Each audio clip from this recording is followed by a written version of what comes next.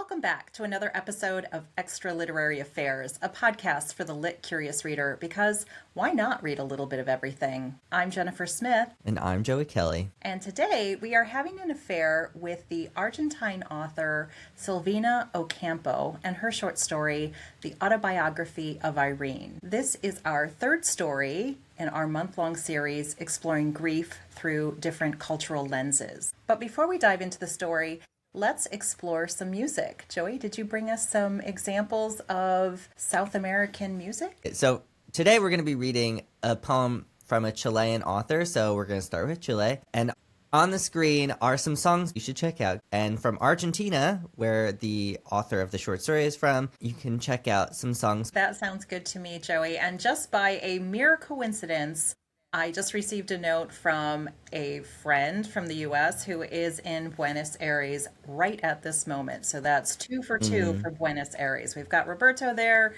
Ian just landed. Very excited to have that tie into the vibe that we're going for in today's episode. And Joey, I'm really excited to read a poem by a writer and poet from Chile. And the selection today is called Give Me Your Hand by Gabriela Mistral. And before we get into Gabriela's poem, I want to give you 3 fun facts about her life. She was the first Latin American author to win the Nobel Prize in Literature, and she did that in 1945. And I wanted to know, Joey, when this poem was written and why. And we believe it was written around 1929, just under 100 years ago. And when Mistral became the first Latin American writer to receive the Nobel Prize, our old friend Ursula K. Le Guin wrote of Mistral, what she was, above all, was a poet, self-taught, almost wholly self-made,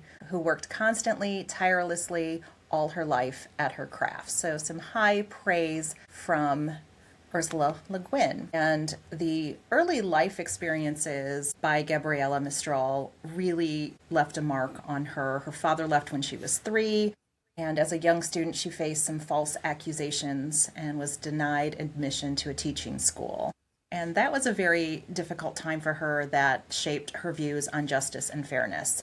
And as a result, she dedicated her life, before her literary fame, to be a teacher's aide and a principal, and she created initiatives such as evening classes for workers and writing about the mistreatment of indigenous populations and limits placed on women's education. So she was pretty radical and pretty forward-thinking for the time in which she lived. So here we go to Gabrielle Mistral's poem, Give Me Your Hand. Give me your hand and give me your love. Give me your hand and dance with me. A single flower and nothing more. A single flower is all will be. Keeping time in the dance together, you'll be singing the song with me. Grass in the wind and nothing more. Grass in the wind is all that we will be. I'm called Hope and you're called Rose, but losing our names, we'll both go free. A dance on the hills and nothing more. A dance on the hills is all will be.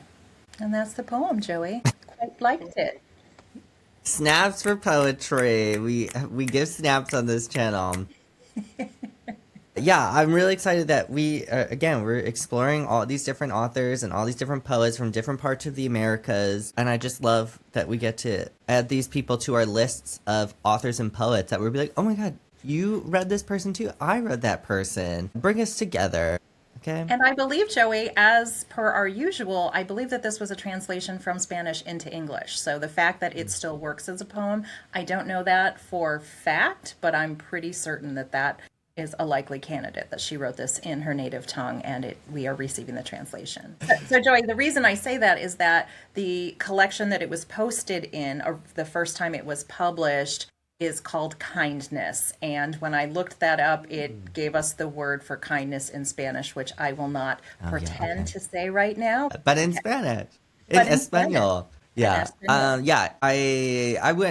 not, she is a Chilean author or poet, so I would assume she would be writing in Spanish. But again, I think, well, you didn't read it in Spanish, obviously, but as we will be discussing a little bit about Borges today because of the author Ocampo, but he would say, like, listen, doesn't matter what languages these poems are in or music is in, he didn't say music, but I'm going to extend it to music, that it's just the emotion that it evokes in you. So that's all that matters. Okay.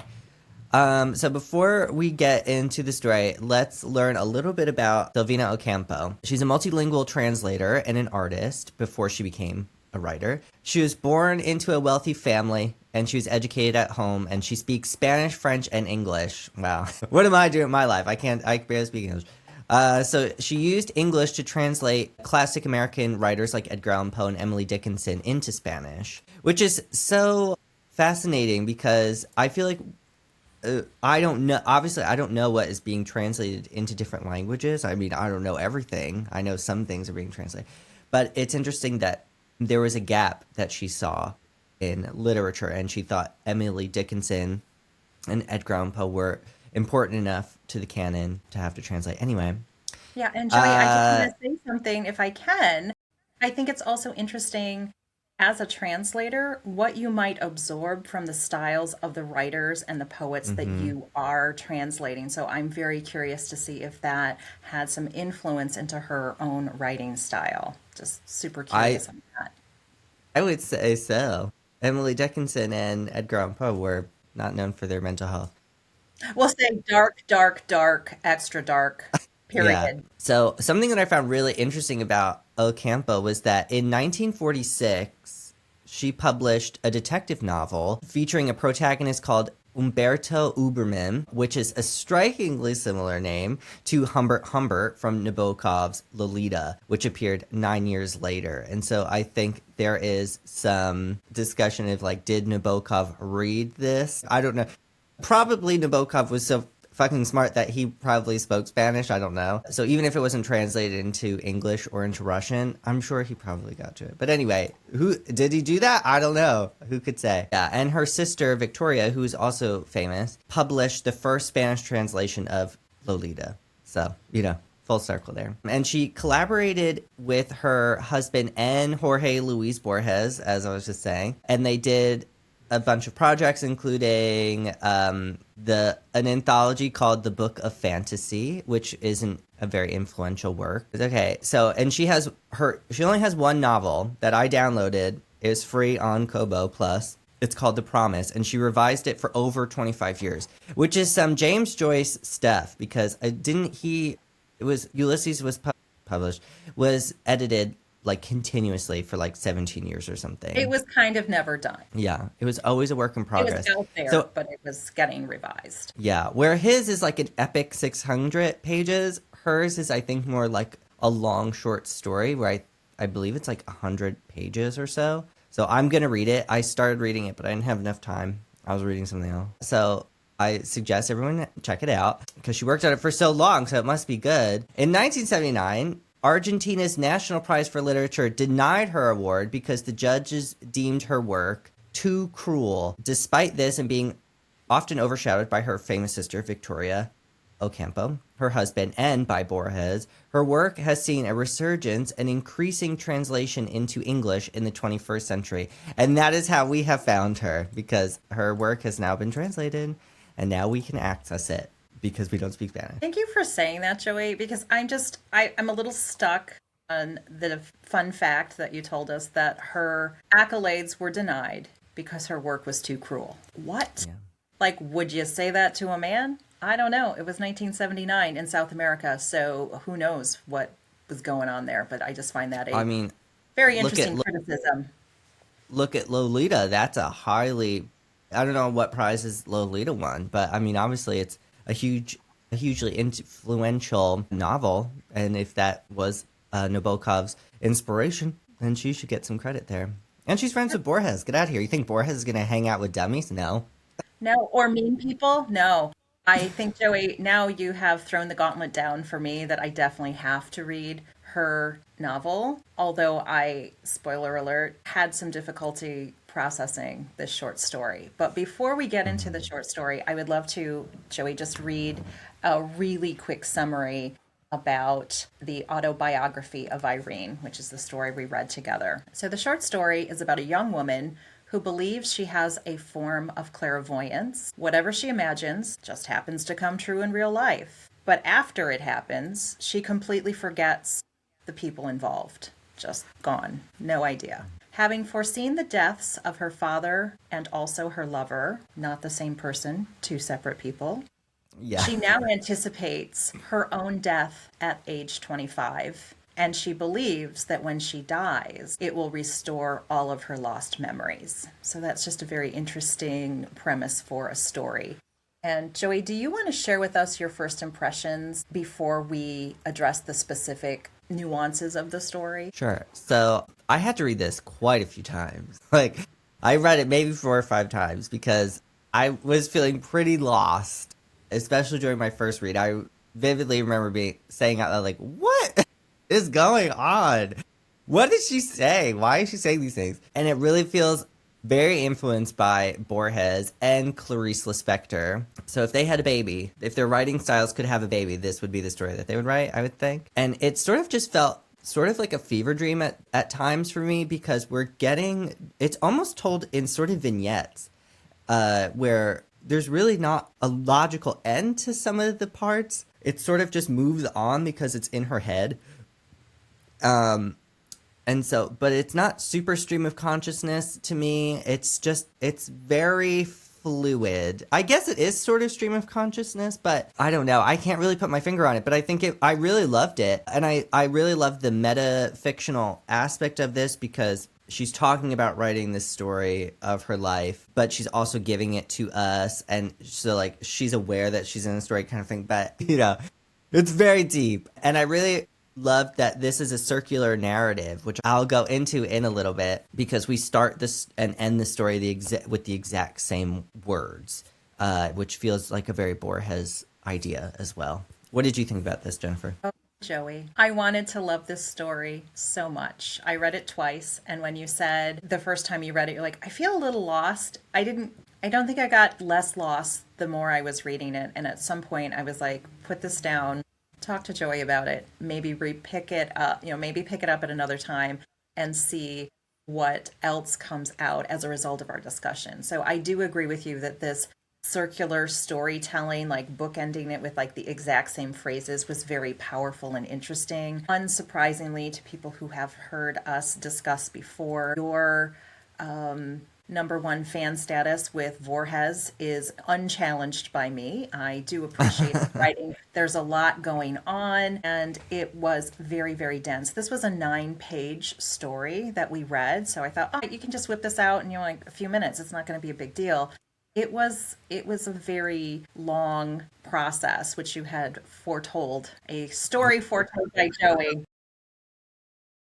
How hard can it be, Joey? This is going to be great. And I read it, and technically it is not hard, but for the things that you brought up, I will second them. It is stream of consciousness, but not in a good way from my standpoint. It is very South American to me, which is a good thing for me. I will say that. I do enjoy Gabriel Garcia Marquez and magical realism and sort of this superstitious nature. Am I clairvoyant? Do things just magically happen? Do I just happen to recall a story to myself and make it sound like I have predicted the future, but I'm actually retelling to you something that had happened in the past? Like, there's just a lot of this really interesting components of that. So my comments on the story is it was worth reading.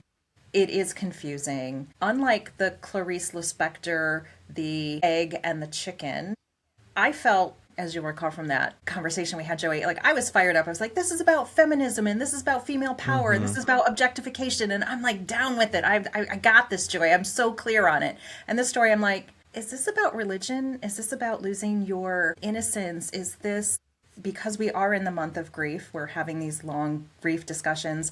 I would like to, at some point, transition into talking about the different types of grief. So there's just a lot of, as you said, these little vignettes, and you're like, okay, kind of related, kind of abruptly just turned a corner. We're like, oh, okay, well, I'm going to reread those 2 sentences because we were just doing one thing and now we're doing something totally different. And if you don't know we made a transition, it can be very disorienting. Mm-hmm. Yeah, I think that's a good explanation, is to say it's very disorienting. But I think, because you were just you're sort of talking about The Egg and the Chicken by Clarice Lispector, that feels like it's so open to interpretation that you just kind of have to pick what you think it's going to be about and then read it through that lens, where there is more content here and the author is giving us more information about what's going on around the character. There's no character in The Egg and the Chicken. It's just Clarice Lispector basically just writing stuff on a page in a very beautiful way. But here we have Irene, who is telling the story of her life to, a part of her life, not the entirety of it. Well, maybe not. It starts pretty early. It starts with previous generations, like to her grandparents and her great-grandparents. So there is a lot going on. And so it's really hard to sort of focus on one thing. So I think that's also what I was having a hard time with, was like, at first I was thinking like, I don't know where to focus. Like you're like, oh, this is happening now, this is happening, this is happening. So I think by my third or fourth read, I had to sort of make a decision what I wanted to focus on, and then be like, okay, let me look for this now in the story, because I can't. We could dissect every aspect of this and have whole episodes about it, I'm sure. And to your point, it's such a short story that, I mean, damn, that's a lot packed in there. Yeah, Joey, I really appreciate your choose your own adventure viewpoint of deciding after the first read. It's like, what do I want to focus on? Do I want to focus on family relationship? Or do I want to look at clairvoyance? Do I want to look at social issues? Do I want to circle back to religion? There's a lot of religious icons and experiences in here. So there's a lot. And I will be very curious to which particular elements you decided to focus on. I think for me, there were two things that really stuck out, but I'll start with the first one. So she talks about mysticism or mystics in this story, which for me was like, dang, like that is something I will always want to talk about, or mystics. So to give a more formal definition of what mysticism is, because it's not witchcraft, if that's what people are thinking. So mysticism, according to Britannica, mysticism involves the practice of religious ecstasies or religious experiences during alternate states of consciousness, often understood in Christian tradition as union with God. Mysticism has played an important role in the history of Christianity and has emerged as a living influence in modern times. And so we all pretty much know what at least one mystic, which was Joan of Arc, who is obviously very famous, lived in the 14th century, so in the medieval era, and she had visions of God, and that was what sort of led her to go off and get involved with the 100 Years' War. But my favorite mystic her name was Saint Catherine of Siena, okay? And I had to tell, this is gonna seem irrelevant, but I swear I'm gonna bring it back, because I think Irene is a mystic in this sense, where she has a calling from God and she might be able to see things with more clarity. And because she is a woman in a certain era, which it's not determined exactly what era that she's living in, but I'm going to assume that it might have been more contemporary to the author at the time, that she doesn't have as much autonomy as maybe she would hope to have. And so I think mysticism goes into that. Anyway, so Saint Catherine of Siena, which is in Italy, if anyone did not know that, had visions of Christ. And she had visions like throughout her life, but one of the most famous visions of hers was, and there is a painting of it, so I'll put that up on the screen because it's a nice one, where she has Christ appears to her and proposes marriage, okay, and his engagement ring is called the Holy Prepuce, and it's a ring made of his foreskin from his circumcision, okay. And so you're like, wow, that's weird. Why his foreskin? That's so strange. And it is strange, except for in the Middle Ages, holy relics were oftentimes pieces of person's body. And so Catherine of Siena also is a relic. Her decapitated head, is on display still in Siena, in a church there that you can go visit. And it's a holy relic. Her decapitated head. It's from the 14th century, and it's still there. And so these were very popular. Like, a lot of churches said that they had Jesus's foreskin, from the original foreskin from his circumcision. So these are not that strange. Yeah, and Joey, thank you so much for letting us know that obviously I did not see these fun facts coming, so I was a little taken aback, as you might have anticipated. I did not get a preview on the magic foreskin engagement ring combo. I think it was interesting, and useful for you to say that the person that we refer to as Jesus Christ was a Jewish person, and therefore circumcision was part of his culture. It does make sense that that actual biological material was preserved in some way. And so that's not completely out of the realm of my understanding of what could happen. I do just think it is such an interesting commentary on young women. Generally, they're young women, as far as I understand, having these visions. Joan of Arc was very young. Our protagonist in this story is also young. I'm not sure about Catherine of Siena, but I'm going to go on the younger side. It's interesting to me, Joey, that it is young women who are having these visions. It is not young men. They are not being purported. They are not being risen to sainthood or any of these other things. And I'm just super, super curious. Well, men did also have visions as well, but we won't get into that. But the one interesting thing that Catherine of Siena shares with Irene is that the foreskin engagement ring visible to everyone except for her. She was the only one that was able to see it. And so that is reflected in this story of Irene, which is what made me think of St. Catherine of Siena specifically, because, of course, Jasmine, the dog, is invisible to everyone at first, and then her uncle brings a dog that fits this description, and this dog recognizes her immediately, and they name the dog Jasmine, of course, because the dog already exists. But my other point in bringing up a famous mystic is that I think it's easy to sort of dismiss Irene as it would have been. It could have been to try to dismiss Joan of Arc or St. Catherine of Siena. But these women had a lot of power. Joan of Arc helped end the 100 Years' War, and she got involved in warfare to an extent. And Catherine of Siena succeeded in convincing Pope Gregory XI to return to the papal see in Rome, because which would end his years of exile, and it shaped the rest of Christianity history. He was in Avignon, obviously. Well, not obviously. I say that. I was like, oh yeah, everyone loves the Middle Ages. It's really interesting, but not everyone know that. But anyway, my point was that instead of dismissing Irene, after I started making that connection, I thought like, okay, well, what would be the purpose of her doing these things? Is it to gain some type of autonomy over her life? Probably. Joey, I love that you did the asterisk and the little caveat. Not everyone knows all these amazing details about the Middle Ages. So that was definitely a gap in my knowledge in reading the story. But something you just said clicked me into something that I was thinking about, because when her father died, she foretold that her father would die. I think she was 15 at that time, very, very close to that age. And her detractors said, you only wanted your father to die so you could prance around in your mourning outfit. You could wear this jet black crepe and you would get attention. And she's like, that's completely ridiculous. And then like, it felt like in the next sentence, it's like, oh, but by the way, once my father died, I did get to go out. I was out after hours. I was able to wear lipstick and high heels and receive the attention of men. And it was kind of cool. I really enjoyed that. Like, that's my interpretation of what happened. So I thought, well, that's also this interesting thing. I don't think she killed her father. I don't know if she really does have this second sight.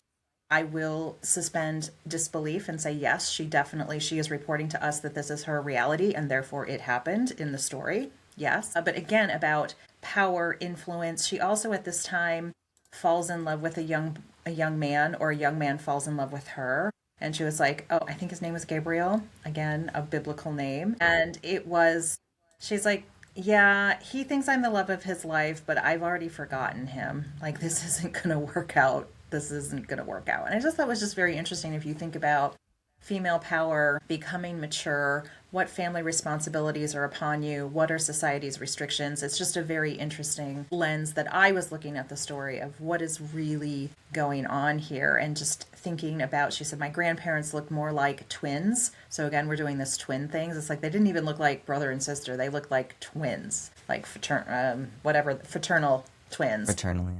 Fraternal. I always get that wrong. The fraternal, not identical twins. But that was also just like a unique and extremely odd and disturbing detail. It was just a very confusing story.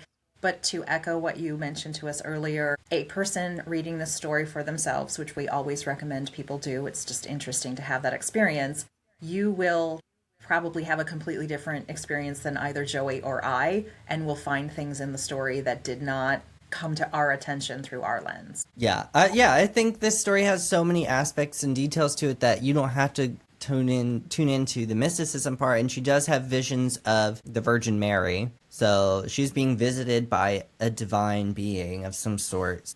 You know, she's taking part in a very long and rich tradition of other mystics.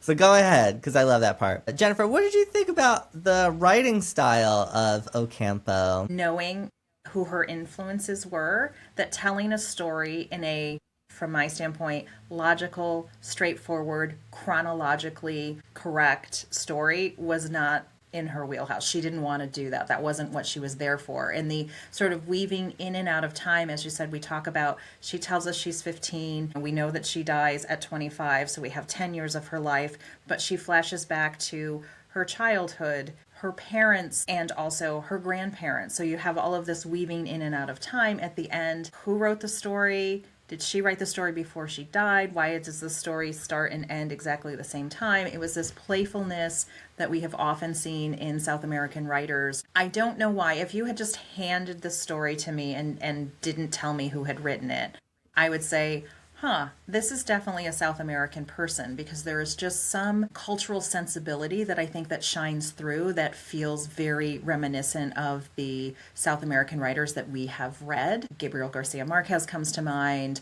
We just talked about Borges. It was very clear that this very meandering storytelling style with these mythical elements and this bit of superstition, I think was very, very evident. So I really appreciated that, Joey. But I wanted to go back to, again, the power that she receives or what is happening to her. Because one of the things that I really appreciated was thinking about this young girl at this time who has this supernatural gift. Is it a curse? Is it a blessing? She did say, she thought she saw the face of the Virgin and then it kind of materialized, but only she could see it, and then other people could see it later in a different manifestation.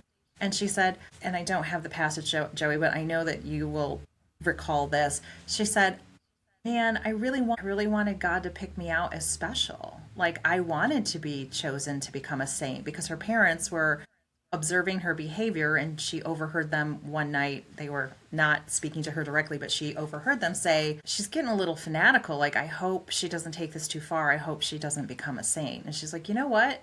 I actually want to be a saint. Like, I want God to pick me and be a saint. And I just thought that was just so interesting. And as a person who was not raised in that religious tradition, I don't have as clear a religious tie, but I also was a 15-year-old girl who was feeling like, ooh, attention from men, wearing high heels, going out, wearing lipstick. I want to be special. I want to be chosen. I think I can see things that other people can't. So I think there was just that very maybe universal female experience that might resonate with some readers, even if you don't have a religious context to place that in. Or not. And I'm not making this only a female, male, pick one. It can be any manifestation of feminine energy.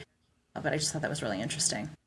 Yeah, I do, like I said, like we both said, I see a lot of influence from Borges. Well, I don't know how he was involved, how involved he was with her writing directly. I'm sure he was heavily involved. If I was friends with Borges and I was a writer, I'd be like, can you look at this? No, I can't look I at would this definitely. because I'm blind. Yeah, well, I would read it to him. Like, hey, Jorge, could you just tell me, what do you think about this?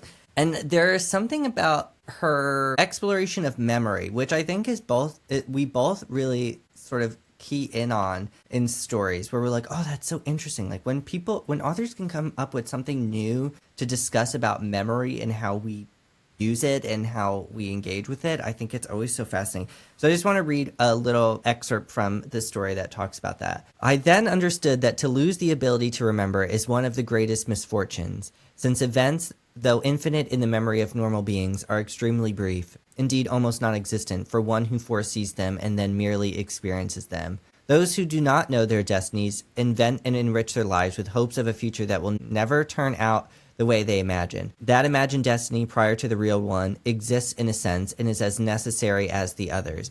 So I feel like, to me, that's a very Borges thing to write. And I love this idea. And it's sort of tragic that, as you said in the beginning, how she doesn't remember, but she will regain her memories upon her death. And I was thinking like, that's sort of a beautiful thing, a beautifully tragic thing, because it's beautiful because you will get these memories again. And it reminded me of our last week's story, Without Inspection, by Edwidge Danticat, because in the end, Arnold, who's the protagonist, has these sort of recollections and these memories about how he met his wife and the first day he met his son. And so I think like, oh, that's such a beautiful thing. Like before your death or at your death, you will still be able to remember all of these wonderful things that happened to you in life. But it's also so tragic because she loses the ability to recall these things. So then it reminded me of the other story we read before that one, Fish, Turtle, Vulture, where the author talks about memories that you can chew on and that they are like blades of grass. I'm the one who said you could chew them. You could chew it like grass, like cud. So I really love that when authors make me contemplate like memory and what is the purpose of memory? How do we use it? When is it most beneficial? Do we gain the most from memory while we're still living, or should this be something that is preserved right before our death that we get to experience again? I don't know the answer to that. I guess it's subjective. It is subjective, Joey, and I appreciate that you bring this concept of, for me, there's a lot of fate in this, that she felt fated, that this was her destiny. That also came up in Without Inspection last week. That was he fated to have the outcome that he had? Was there any other likely outcome?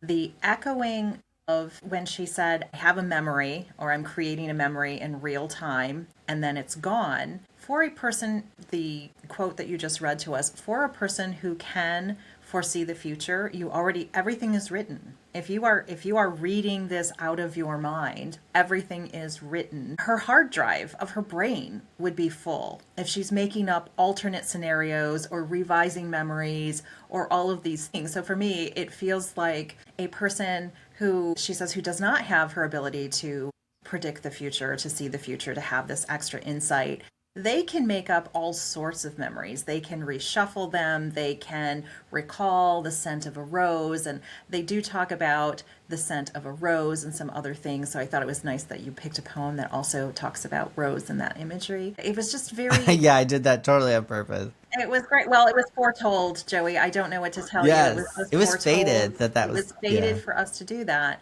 But it is that interesting thing when you said this is like Voorhees, because it is a memory about memory and what is the purpose of memory and who has it and who doesn't, and the circular nature. It was like the Library of Babel type moment of it's a reflection of a reflection of a reflection, and then you're like, wait, well, who knows if you're the mirror or if you're the reflected item? I don't know which. And I think there was actually a line in this. There was a line in this story where she's talking to her young lover and she's like, why are you worried? Why do you talk about death? Like, that's not normal for young people to do. You're acting like an old man. You look like an old man. Go look in the mirror. And he said, well, there's no mirror here. But he looked into her eyes and she mirrored back to him who he was. And he's like, I'm not an old man. Look at my hair. I have great hair. Old men do not have great hair. And it was interesting flavor of South American writing, at least in my experience, of reflections of reflections. What's the truth? Who are the people in your life who serve as mirrors and point out what is wonderful and what is less so wonderful about you, and what is reality? Who gets to decide your reality? Is reality real? I don't know how else to say that. Is there one? The Matrix.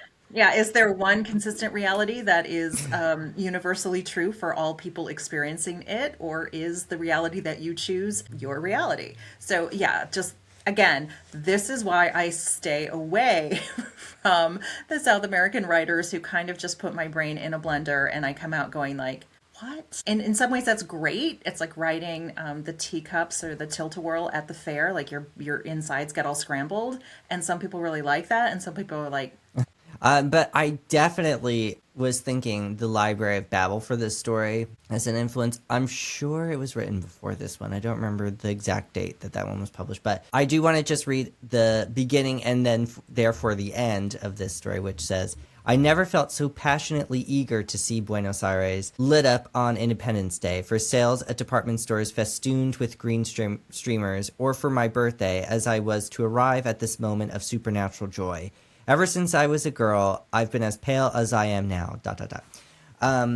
And so the story, as we said many times now, that the story starts and ends in the same way. And so we have this circular narrative where, like the mythical book of the Library of Babel, would start and end the same. So this is an infinite story, basically. You could get stuck reading this over and over and over again because there is no end. And I think that sort of is reflected in the narrative itself as well, because there's really no start to end to what she's telling us. It's sort of just impromptu. And because it's stream of consciousness, it's sort of just off the cuff. It's just like whatever is crossing her mind at that moment. And so if Borges wasn't included in that, I don't know. I'm not saying that she wasn't smart enough to do it. Of course she was. But I mean, he was probably like, maybe you should do this.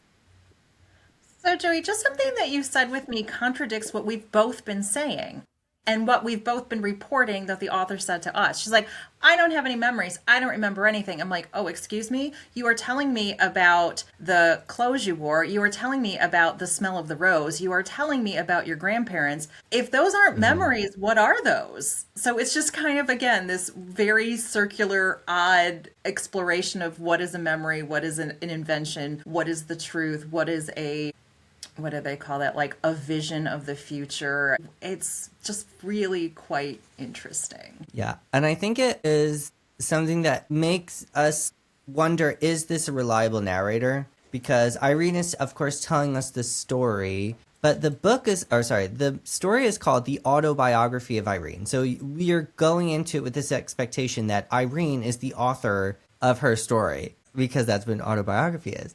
But we learn at the end that she meets this mysterious woman who never introduces herself. We don't get a physical description. We don't know what Irene looks like, really. So, or at least I can't remember. She described herself. She's pale. That's it. We don't. Pale. Yeah, but we don't get like a way high eye color. All of these extreme these little details. So we wouldn't even be able to tell the difference anyway. If we walked up to them, we'd be like, I don't know which one is which. Okay. So this mysterious woman in the end of the story offers to write the biography of Irene's life. So why would the author tell us that it's the autobiography of Irene if somebody else is writing it? Because obviously then the story should be called The Biography of Irene and not the autobiography. So maybe the story should be called The Autobiography of the Biography of Irene, because Irene is telling us the story of how her biography was written. So I don't know who this person is. They're never identified. So is it Irene who is sort of communicating with herself in the end? And that's why there's no description of this person. And that's why we get the exact same the exact same text in the end as we do in the beginning. Like, why start the novel, or let me say, call it a novel again. Why do we start again at the end of the story? Why do we get thrown right back into the beginning? Is this already written and Irene is just now reading it to us, and that's all that's happening, and it's not in the moment recollection, or she's not living it out in the moment? I don't know. I have no idea. Not read it as many times as you, Joey, so I have my own lens on this that may or may not be correct.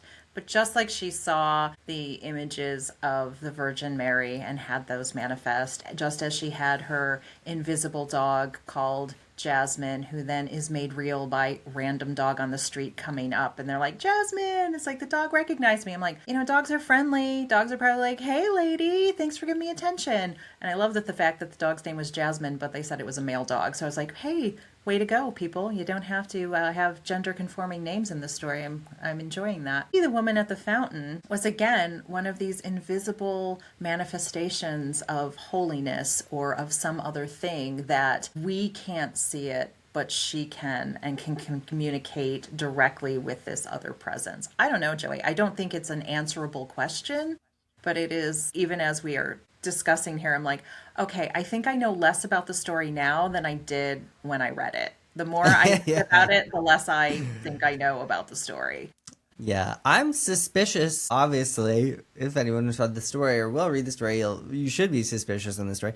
But because it's the exact verbiage, that's why I'm like, what is actually going on? Because if Irene is telling us this story, if you, I'm telling you a story that's 9 page, whatever the equivalent of 9 pages long would be, okay, I'm not going to remember the hell how I started the story with the exact phrases. I'm not going to remember that. So to your point, is this a prophecy? Did she prophesize this? And so, like, even though she says she loses her memory, are there aspects that she memorizes and that's what's happening? Or did she already write this all down? Like, did she start before the story starts? Does she start this entire she writes down the entire story so that at the end she can sort of open a book and say to this woman, like, here's the story, it's already been written, I knew you were coming, here it is. Joey, what if it's I'm not her sure. older self? What if she wrote it at 15 and then she goes through her life and since she can't remember anything, she sees her older self. She arrives with her notebook. She opens it up. She's sitting at the fountain and she's like, and she reads the things she wrote, and that, like, is the start of her story again. I don't know about you, but I just today uh, pulled out a journal entry from 2021 in April, and that was not yesterday. That was 5 years ago. And I was like, hey, Jennifer, I recognize this girl. How interesting that you showed up in my life today randomly. So I don't know. It's just very, very curious. I mean, that makes more sense if we're gonna believe the author for the title, The Autobiography of Irene. Then it must be Irene who is having this almost maybe out of body experience, maybe not. Maybe it's that same experience where you're opening a previously written thing from however long ago and you're saying, like, oh, I can recall who I was at the moment I wrote this. Maybe that's the experience she's having. I think that makes more sense. I honestly, I don't think it's another person. I don't think it's like this other stranger who is coming. But maybe it is because she's prophesizing. She's a prophet of some sort. So she can see all of these things before they happen and they manifest. Like she manifests the dog and the Virgin Mary statue and the vines. She starts to move the vines preemptively out of her mother's way before they even grow. So it makes sense that, yes, this is an actual person. Then I'm contradicting myself, but I don't Well, care. Joey, that I think is the whole point of the story. And just thank you for taking us back to that detail where she does see these trumpet vines. And she says that they're begonias or something, and they're really beautiful. And she's like pushing them gently away from her mom's face before her father plants a bush that can only grow in this patch of sunlight. And her mom says she can only sit in this particular patch of sunlight. So again, it was like, is this fate? Is this coincidence? Is this divine intervention? I do not exactly know. But Joy, I want to go back to one thing, and I know we're almost at our time, but this just reminded me of the types of losses that are being experienced. So she's losing her memory. Well, we've established that. She has lost her childhood, her adolescence. She is turning into a woman. So she's sort of grieving with that. She lost her father. Her father died when she was 15, so she's dealing with that. We also get a story that she was on a street corner and she saw two men fighting and one is killed. And so she saw the blood in the street. And that reminded me of Slice Them Down by Langston Hughes, which we refer to a lot, that there was this societal innocence lost. She watched someone else lose their life. And she said that that was really, really had a strong effect on her. And so it's just such an interesting, they talked about war, and I am not familiar with Argentinian history, but was that an actual event that she was referring to? She said her brother or someone was killed, and they said, you know, was that a mortal sin or an immortal sin? And somebody said, no, he died a hero. So we get these ideas of who's a hero, who's a saint, who is justified in killing, what happens when you're gone, do people remember you? Like there's just a lot going on in there, Joey. So I will wrap it up at that. But in our theme of grief, there's a lot of grief that were being explored there that I just found really interesting. Every conclusion of a phase of your life could warrant some grieving. Yeah. Yeah, I think this is a story that obviously has a lot to do with grief because we are told that Irene is going to die. She doesn't know when exactly, but and there's some anxiety and fear of like, do I write this down because I'm afraid I'm not gonna die or something? You know, there is just she's having a crisis, an existential crisis, basically anticipatory grief because she can see this that her father is gonna die, and so she's preparing. And so I feel like that was very realistic to an extent because if you have a sick family member, which we both have experienced as Jennifer, there is this anticipatory grief where you're like, I logically understand the time is getting close to the end for this person, and so you do have this little bit of buffer between before they pass to prepare yourself in any way that you possibly could. I mean, of course you cannot fully prepare for that even though you logically see it coming, so there is a little bit of future seeing visions that we all can have in those moments, sort of, even though it's a logical. I mean, they could turn it around. You never know. But so I really appreciated the realistic reaction to knowing that someone that you love is going to die. Where sometimes it's a lot less than you think. Your grief might be a lot less than you would expect because you've already grieved for however long you knew this was going to happen. So I really appreciate that she explored that because I think it's a real phenomena that happens. Yeah, Joey, thank you for mentioning that because the anticipatory grief is, at least in my experience, I've had this a couple of times now with my parents, that you say goodbye to the life you imagined while they're still there. So when the shock actually comes, it's a little less shocking because you've already sort of put your mental house in order. And I think in the story, her mother is very angry with her daughter because she thinks she's not acting appropriately when her father dies, that she didn't have the right response. And as we're talking about anticipatory grief, she's like, yeah, I already worked through the mental and emotional labor that I needed to do. Have this buffer with her anticipatory grief that her mother really did not understand and thought her daughter was not acting appropriately. So I think that was just also really interesting. So I know we are at our time, and I am very excited to wrap up our month-long exploration of grief by reading the new novel by George Saunders called Vigil, which we will be discussing next week. Yes. So thanks for everyone for listening or watching. And if you enjoyed today's episode, please like, comment, and subscribe. And follow us on TikTok. Awesome, Joey. We'll see you next week.